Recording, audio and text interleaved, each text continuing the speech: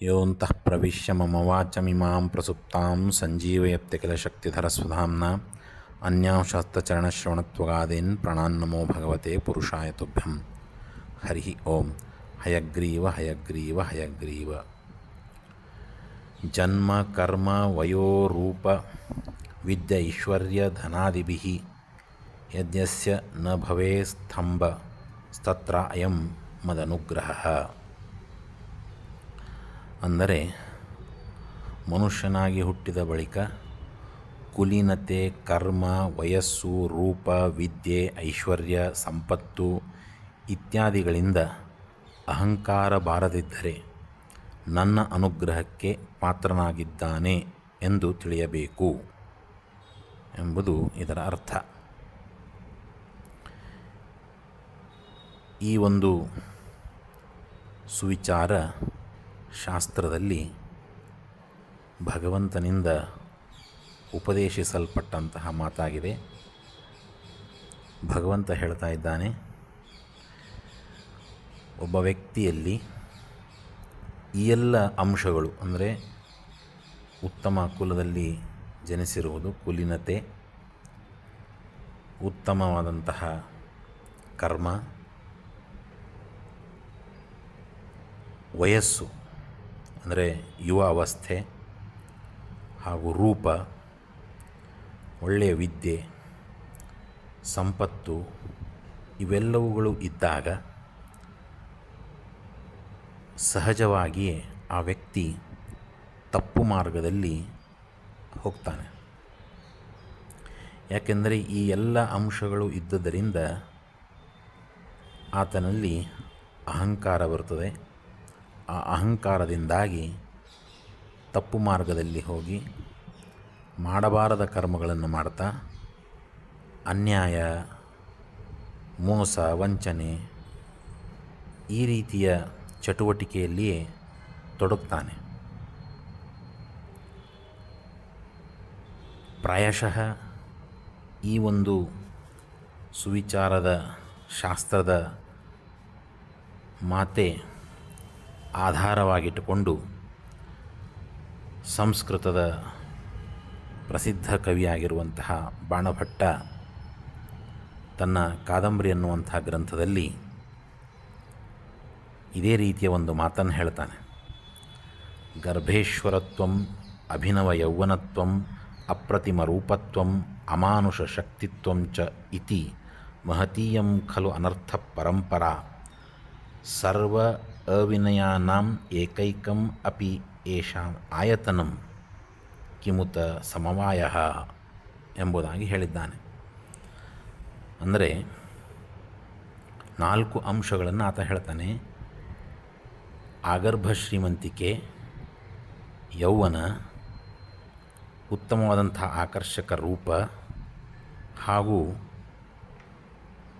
ವಿಶಿಷ್ಟವಾದಂತಹ ಅಮಾನುಷ ಶಕ್ತಿ. ಇವು 4 ಅನರ್ಥವಾದಂಥ ಪರಂಪರೆ ಅಂತ, ವ್ಯಕ್ತಿಗೆ ಅನರ್ಥದ ಕಡೆಗೆ ತೆಗೆದುಕೊಂಡು ಹೋಗುವಂಥವುಗಳು. ಒಂದೊಂದು ಪ್ರತ್ಯೇಕವಾಗಿ ಒಬ್ಬೊಬ್ಬನಲ್ಲಿ ಒಂದೊಂದೇ ಇದ್ದರೆ ಆತ ಆ ವ್ಯಕ್ತಿ ತಪ್ಪು ಮಾರ್ಗದಲ್ಲಿ ನಡೀತಾನೆ. ಇಂಥದ್ರಲ್ಲಿ ಈ 4 ಕೂಡಿಬಿಟ್ರೆ ಆ ವ್ಯಕ್ತಿಗೆ ಏನು ಅವಸ್ಥೆ ಅಂತ ಆತ ಕೇಳ್ತಾನೆ. ಆದರೆ ಇಲ್ಲಿ ಭಗವಂತ ಹೇಳಿದ ಮಾತೇನೆಂದರೆ, ಇಷ್ಟೆಲ್ಲ ವಯಸ್ಸು, ರೂಪ, ವಿದ್ಯೆ, ಐಶ್ವರ್ಯ ಇವೆಲ್ಲವೂ ಇದ್ದರೂ ಕೂಡ ಯಾವುದೇ ರೀತಿಯ ಅಹಂಕಾರ ಬಾರದೆ ಅತ್ಯಂತ ಸಜ್ಜನಿಕೆಯಿಂದ ಉತ್ತಮ ರೀತಿಯ ಜೀವನವನ್ನು ನಡೆಸ್ತಾ ಇದ್ದರೆ, ಸರಳ ಜೀವನವನ್ನು ಅತ್ಯಂತ ಸಜ್ಜನನಾಗಿ ಇರುವಂತಹ ವ್ಯಕ್ತಿ ಆಗಿದ್ದರೆ ಅದು ನನ್ನ ಅನುಗ್ರಹದಿಂದ ಎಂಬುದಾಗಿ ಭಗವಂತ ತಿಳಿಸ್ತಾ ಇದ್ದಾನೆ. ಈ ಎಲ್ಲ ಅಂಶಗಳು ಇದ್ದಂಥ ವ್ಯಕ್ತಿಗೆ ಅನೇಕ ಜನರು ಪ್ರಲೋಭನೆಗೊಳಿಸಲಿಕ್ಕೆ ಆತನ ಹಿಂದೆ ಬರುವಂಥವ್ರು ಇರ್ತಾರೆ. ಜೈ ಜೈ ಅಂಥೇಳಿ ಜೈಕಾರ ಹಾಕುವಂಥವ್ರು. ಅಂಥವರೆಲ್ಲ ಕಾಲಕಾಲಕ್ಕೆ ಆತನಿಗೆ ಮಾರ್ಗಭ್ರಷ್ಟನಾಗಲಿಕ್ಕೆ ಏನೇನು ಬೇಕೋ ಎಲ್ಲ ಅನುಕೂಲತೆಗಳನ್ನು ಮಾಡಿಕೊಡ್ತಿರ್ತಾರೆ. ನೀನು ಹೀಗೆ ಮಾಡು, ನೀನು ಹಾಗೆ ಮಾಡು ಅಂತ ಇಲ್ಲದ ಸಲಹೆಗಳನ್ನು ಹೇಳ್ತಾ ಅವನಿಗೆ ಜೈಕಾರವನ್ನು ಹಾಕ್ತಾ ಅವನ ಸಂಪತ್ತು ಇರುವವರೆಗೂ ಅವನ ಜೊತೆಗಿದ್ದು ಇರುವಂಥವರು ಅನೇಕ ಜನರನ್ನು ನಾವು ಕಾಣ್ತೇವೆ. ಹಾಗಾಗಿ ಯಾರಿಗೆ ಈ ಎಲ್ಲ ಅಂಶಗಳಿರ್ತಾವೋ ಅವರು ಕೂಡ ಅವ್ರು ಹೇಳಿದಂತೆ ಹುಚ್ಚಾಪಟ್ಟೆ ಹಾರಾಟ ಅವರದು ಕೂಡ ನಾವು ಸಮಾಜದಲ್ಲಿ ಕಾಣ್ತೇವೆ. ಆದರೆ ಯಾರು ಯಾವುದೇ ರೀತಿಯ ಪ್ರಲೋಭನೆಯನ್ನು ಒಡ್ಡಿದರೂ, ಯಾವುದೇ ರೀತಿಯ ಮಾರ್ಗಭ್ರಷ್ಟನಾಗಲಿಕ್ಕೆ ಸಲಹೆ ಸೂಚನೆಗಳನ್ನು ನೀಡಿದರೂ ಕೂಡ ಅದಕ್ಕೆ ಕಿವಿಗೊಡದೆ ತಾನು ಅತ್ಯಂತ ಇಂದ್ರಿಯ ನಿಗ್ರಹತೆಯಿಂದ ಯಾವುದೇ ರೀತಿಯ ಅಹಂಕಾರ ಪಡದೆ ಸಜ್ಜನಿಕೆಯಿಂದ ಜೀವನ ನಡೆಸ್ತಾ ಇದ್ದರೆ ಅದು ಭಗವಂತನ ಅನುಗ್ರಹ ಹೊರತು ಮತ್ತೇನೂ ಅಲ್ಲ ಅಂತ. ಆತ ನಿಜವಾದ ಸಜ್ಜನ ಅಂತ. ಅಂಥ ವ್ಯಕ್ತಿಯ ಸಂಘವನ್ನು ನಾವುಗಳು ಬಯಸಬೇಕು.